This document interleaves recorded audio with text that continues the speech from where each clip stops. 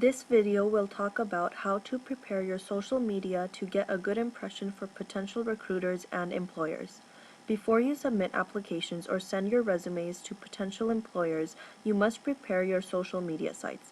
Remember, after you have submitted your application and resumes, potential employers will be doing research on you before you meet them.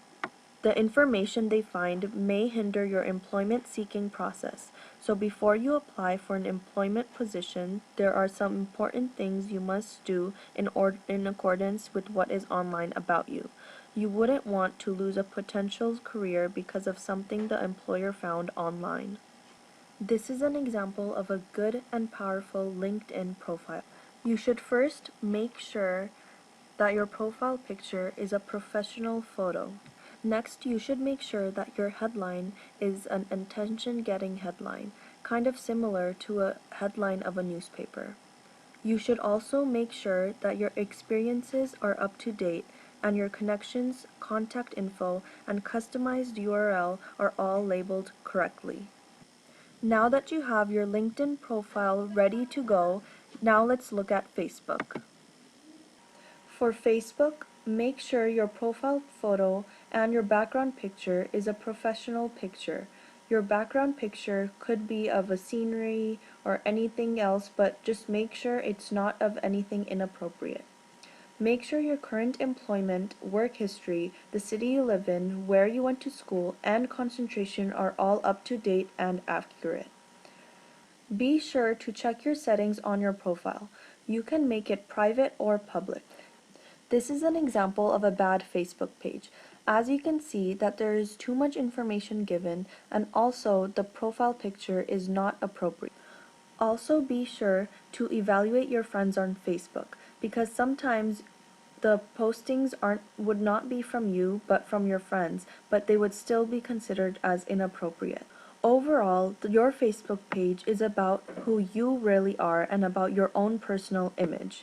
So be sure not to share too much information and make sure that everything is professional and appropriate. This is an example of a good Facebook page. As you can see, the profile photo is professional looking and there is not that much information given. And also, there is the information about professional work experiences and other activities related to the professional interests and leadership roles. These are some of the other social media accounts you may have. For Instagram, again, make sure that you do not have any inappropriate photos of yourself.